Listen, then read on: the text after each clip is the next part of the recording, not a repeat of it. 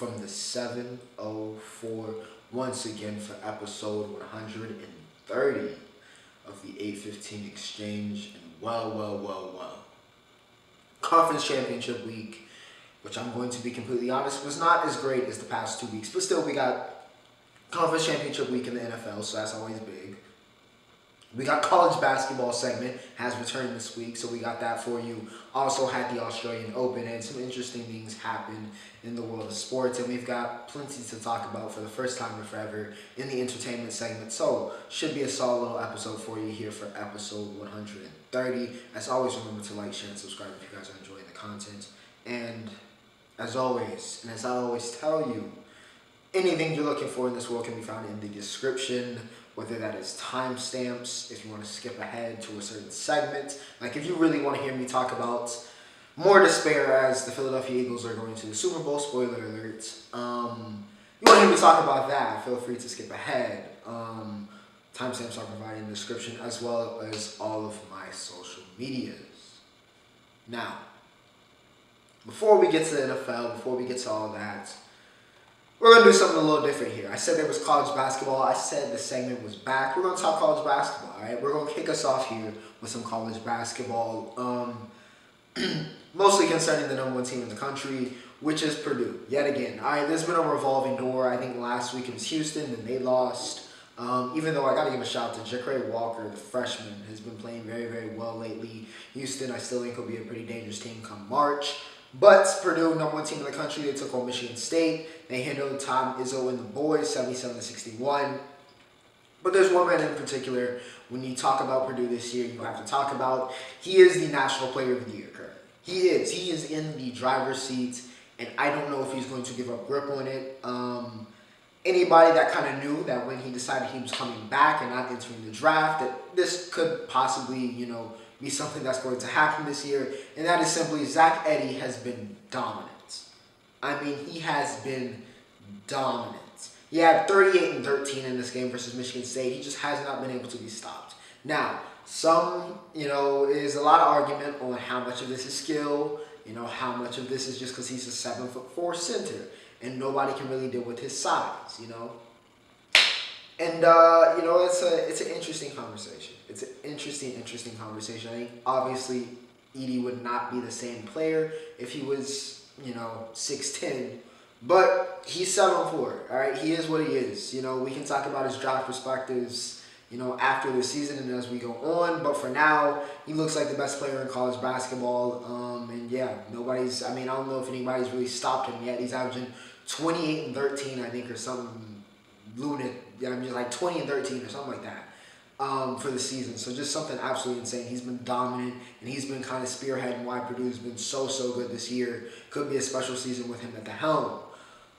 Oklahoma takes Alabama. Now, the number 2 team in the country this week was Alabama, and like I said, the top 3 has just been a kind of a revolving door amongst a couple different teams. And yeah, Bama gets slaughtered here by Oklahoma. This game was not close. Grant Sherfield has a career high of 30 points. Jalen Hill put on 26 and 8. Heck, Tanner Groves, the transfer, came in with 14 and 12, and Oklahoma evaporates. I was watching this in the gym. Evaporates Bama. I mean, after we've been riding the high, I talked about Brandon last week, Brandon Miller. In his draft perspectives, we talked about that, how they beat the brakes off of LSU. Well, Oklahoma came and said, you know what, hey, LSU, we got you. We're going to get it back in blood. And boy, did they get it back in blood. Absolutely dominant win for the Sooners. We'll see if they can build some momentum off of this. Felt like they would be a little bit better of a team this year than they've been. But we'll see. Bama, just got to play better. 93-69 is ugly, but, it is what it is. Tennessee takes out Texas, and one of the ranked matchups that we did have on Saturday. Tennessee takes out Texas. Nakahomo, 27 and 8. Ziegler's back, and he is still one of the best guards in the country. 22 and 10 for him. Rice had 21 off the bench for Texas, but it wasn't enough. Simply wasn't enough. Tennessee was the better team on Saturday. They came in, knew what the assignment was, and simply outplayed Texas. That Tennessee program, not that it ever really, how do I say this? It never really kind of fell off, but it had those highs, right? Sky Hobson, right? It had those highs, like at the end of the late 2000s. But then it had a little bit of a lull period. And now it's started to pick up. They've done a great job with that program. And they just seem to be like a perennial top 10 team. And they got a top 10 win here. Kansas and Kentucky, right? I didn't really need to talk about this one, but it's Kansas and Kentucky. So why not? If I'm doing the college basketball segment, let's talk about two of the bluest of bloods. Jalen Wilson. Let's talk about another man, another veteran of this game, of this college basketball game. That's been here for a couple years, was fairly highly recruited. You know, Edey was a 4-star coming out of IMG. Jalen Wilson coming out of Texas was also a 4-star, nearly a 5-star. They've been around the block a little bit, and boy, oh boy, have they turned into two of the best players in the country. For Wilson, 22-8. That's his average, and he had that against Kentucky, and that's not been very easy. I think he's a little bit better of a draft prospect than Zach. And I think that bodes well. I think I could see Wilson, flying into that first round with his kind of skill set. Do I think he's a lottery pick? I don't know if I go in that far, but he's a very good player, and a very good college player at the very, very least. KJ Adams has 17. McCullough was a beast on the boards. He has been invaluable for this Kansas team. He had 11 and 12. Reigning National Player of the Year, Oscar Schwebe, he's also back. Yeah, he had 18 and 9, so that's a win. All right, that is a win for Kansas, and not just because they won on the scoreboard, but because they somehow, some way, prevented Oscar Schwebe from having a double-double, and that is damn near impossible in today's college basketball scene when the man is a walking 14 and 14, it seems. So yes, that was a win. Kansas played with a lot of heart, played with a lot of fight. They came to play. Again, Kentucky is just in a weird situation, man. They're in a weird situation where they still get the respect, in Calipari Six, the respect that they did when they were, peak one-and-done hours, and, they were the dominant team. But I don't know if they're fully deserving of it, if you know what I mean. Not to say as a slight, but just the results aren't matching up to the hype right now. But Kansas continues to be one of the best teams in the nation. They got a great roster yet again, and that was college basketball. Before I end, I will give a shout out to the ladies. South Carolina's won, I forget what it is. I think they won 27 straight now, heading back to last season. They are still the number 1 team in the country. And Cam Brink of Stanford had the second triple-double in Pac-12 history. Hers with blocks, not expected. She's going to be a top 5 pick, in my opinion, in the WNBA draft. I don't know if it'll be this year, but probably next year. Now, I said we got an entertainment segment for y'all, so I guess I should provide that, correct? We're going to start off with music before I get to TV and what I watched, okay? Headie One. All right, we're going over overseas. All right, we're starting over overseas, then we'll fly back. All right, Headie One, Martin Sofa, Heat. Here. Heater. Back like he never left. All right, it's been a long time. I feel like it's been a long time since I listened to some Headie, and he delivered. All right, he delivered on all facets with this song. It was a very, very quick add to the playlist. Highly recommended if you're trying to get back into British rap, if you've been out for a while. Headie One, Martin Sofa, Heat. Rich Brian, Sundance Freestyle. Haven't watched the MV for it, but I did hear part of the song.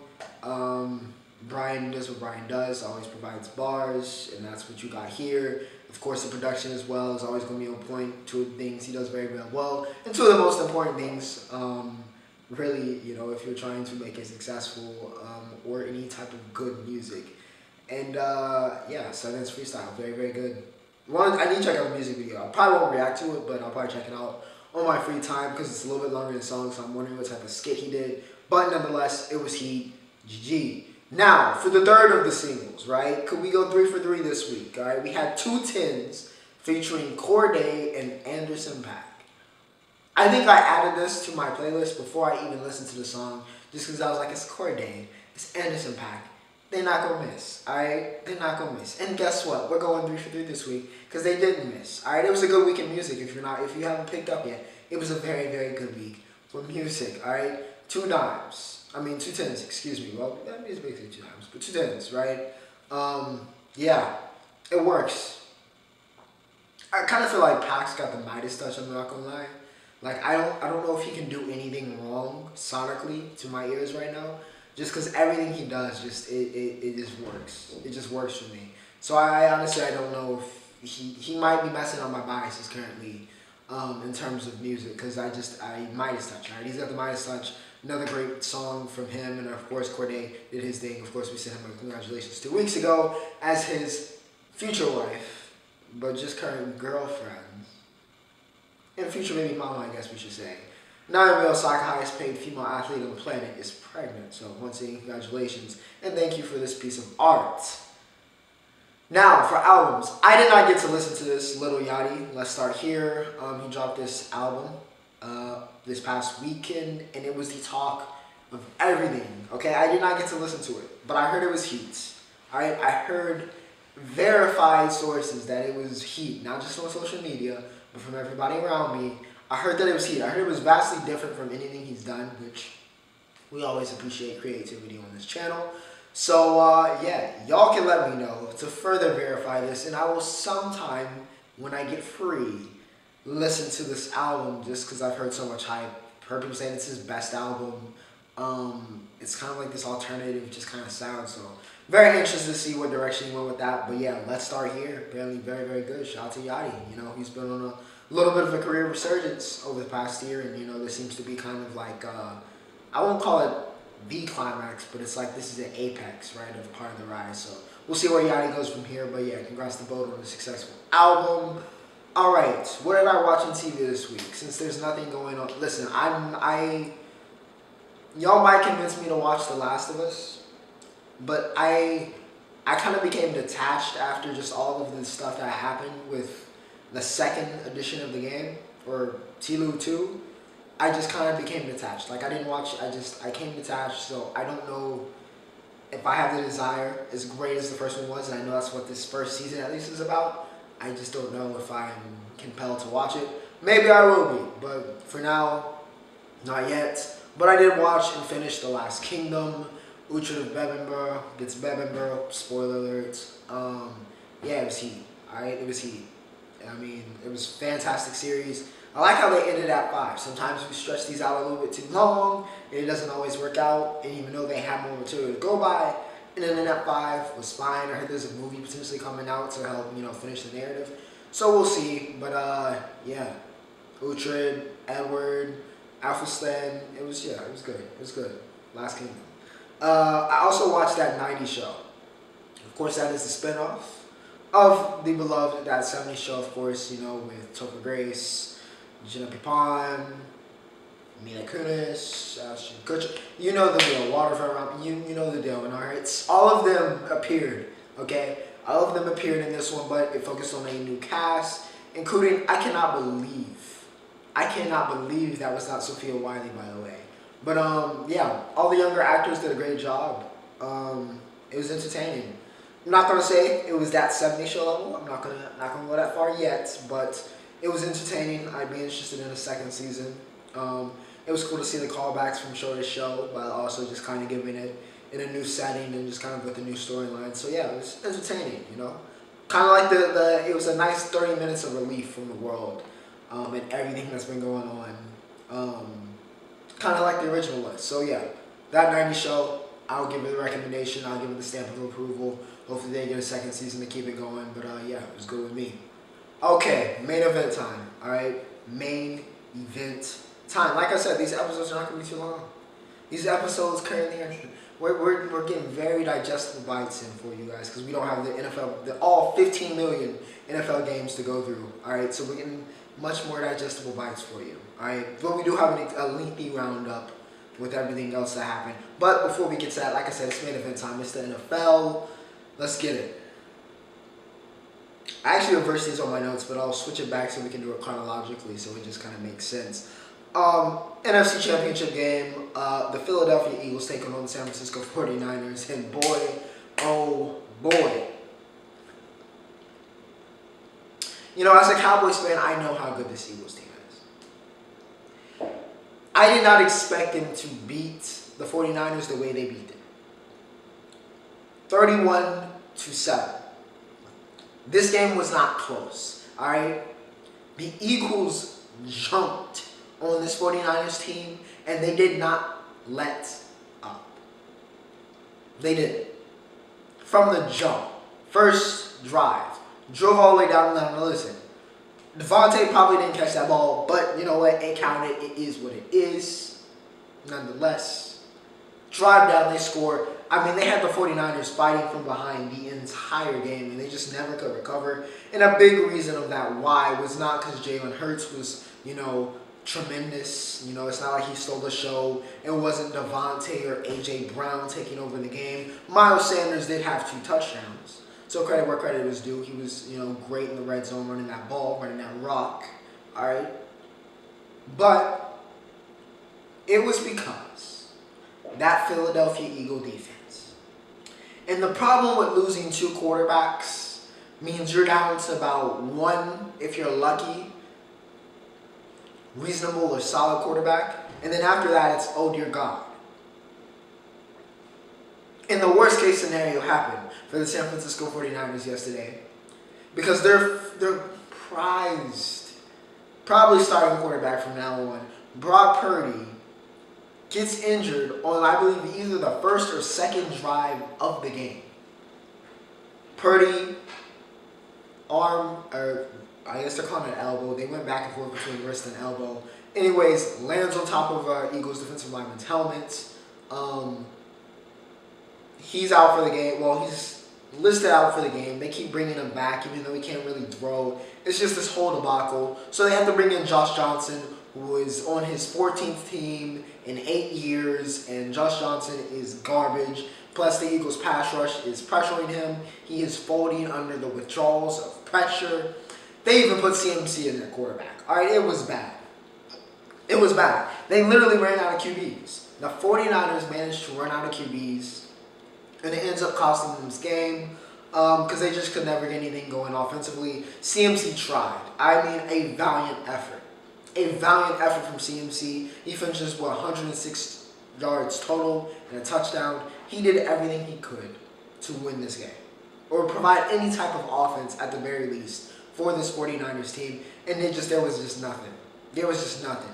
The Eagles defense, I had some questions. Not that they weren't a good unit, but I had some questions, wondering how, they would, adapt to the 49ers offense. How would they do?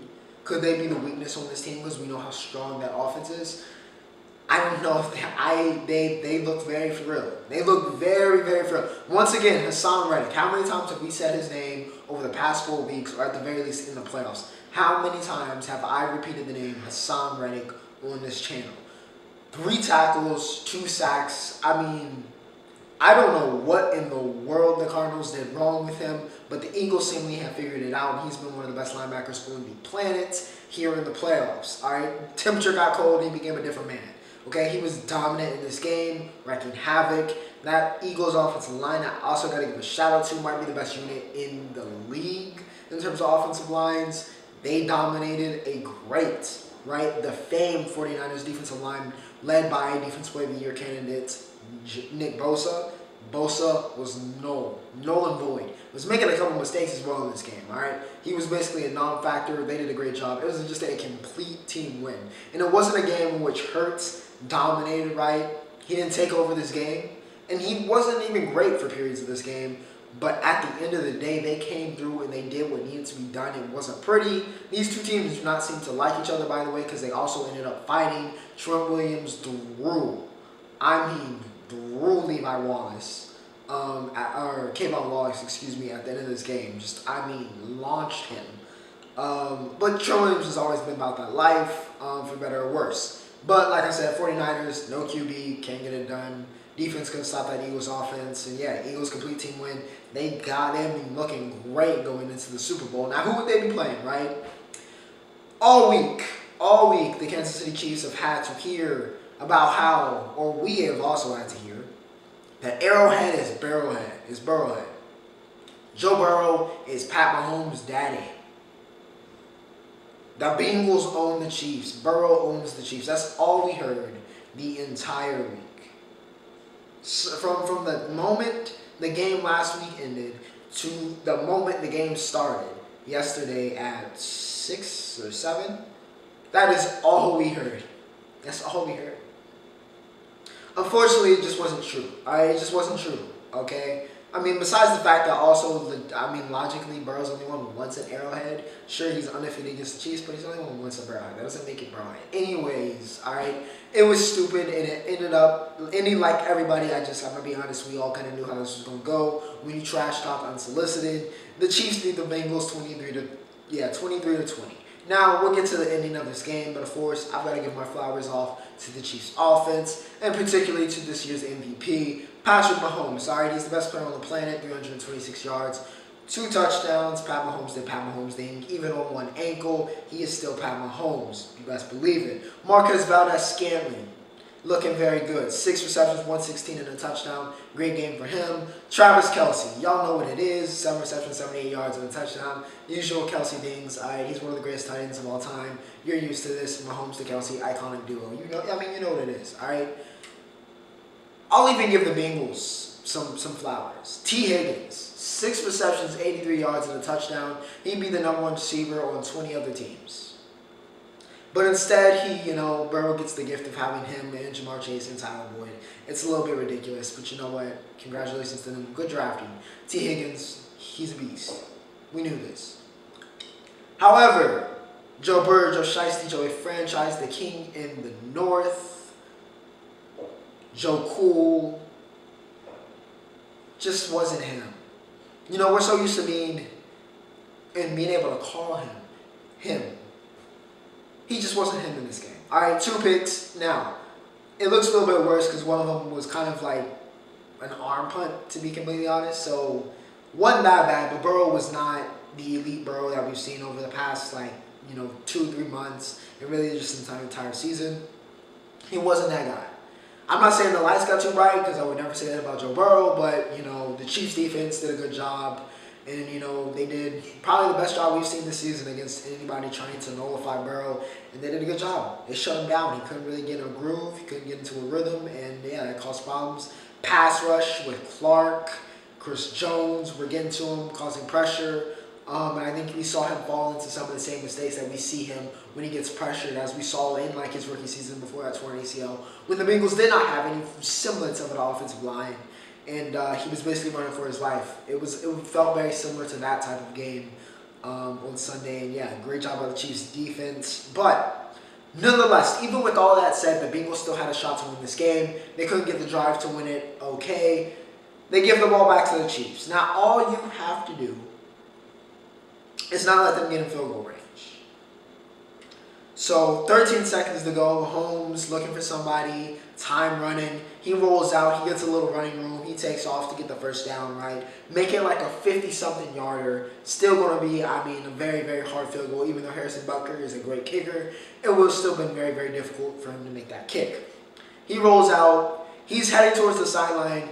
He goes out of bounds. And then for whatever reason, unknown to man, Joseph Osai, and I know we're giving him all of the sympathy this morning, but I'm just going to be very, very real in this moment, makes one of the most boneheaded, stupid, dumb plays I've seen on a football field.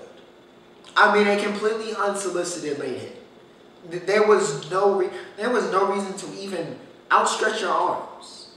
Mahomes is not going to hit a somehow 90-degree spin move or juke on one ankle trying to run out the clock. He's not going to do that. He was clearly going out of bounds. You just got to run him off. I don't care if you were trying to stop yourself to regain more. Just don't put your arms out. Don't extend. Do not push the quarterback over. He's out of bounds. That's all you have to do. But for whatever reason, Joseph Osai's intrusive thoughts went out, and he decided to shove Patrick Mahomes for God knows whatever reason. And in doing so, here's the real cherry on top. Probably towards ACL because he tweaked his knee as he went down. So not only did you lose the game, because you gave him a 15-yard penalty to push this 60, 50-yard field goal to a 40-yard field goal, which is makeable for Butker and was made by Butker. You also messed up your knee. You blew out your knee. Just a dumb, boneheaded, incredibly, imbecilic move from Joseph Osai, who for all intents and purposes, it played a very solid game. But just threw it all away. Threw the season away. All right? All my friends have been talking about the parlays. I think we need to investigate Joseph Osai because he may have he may have had a parlay on the Chiefs winning that game, or at least the Chiefs, over 40. Because I don't know what else to tell you. I don't know what else to tell you. I cannot explain what makes a man do what Osai did in that moment. It was completely stupid, and it gift wrapped the game. It was like a late Christmas present or an early birthday present, if I was a Chiefs fan, to Kansas City. And of course, they removed all kind of doubt on what the name of their stadium was. Bucker makes the kick, Chiefs, woo, there goes to the Super Bowl. All right, this was not the best conference championship week. After we've had two pretty great weeks in terms of quality of football, this was not the greatest championship week. I'm not going to sit here and lie to you, but you know what? It was what it was. Congrats to the Chiefs and Eagles. We'll do a Super Bowl preview next week. For the first episode of me at 22 years old. As my birthday is on Saturday. So, yeah, looking forward to that. But congrats to the Eagles. Congrats to the Chiefs. They move on. Now, with that said, ladies and gentlemen, we have reached the Roundup. Now, the refereeing in the Chiefs-Bengals game that I just talked about was god-awful. All right, it was god-awful. There was holding calls missed. It was all over the place, all right? There was some no good, bad refereeing in that game. But there was no refereeing worse. There was no refereeing worse than the Lakers and the Boston Celtics on Saturday.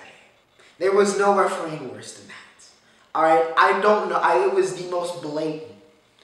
I don't know how this was missed.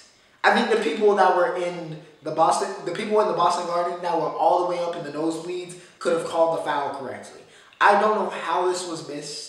But Jason, listen, all right, the Lakers have been through so much this season, just constantly on the verge of mediocrity or dancing with mediocrity.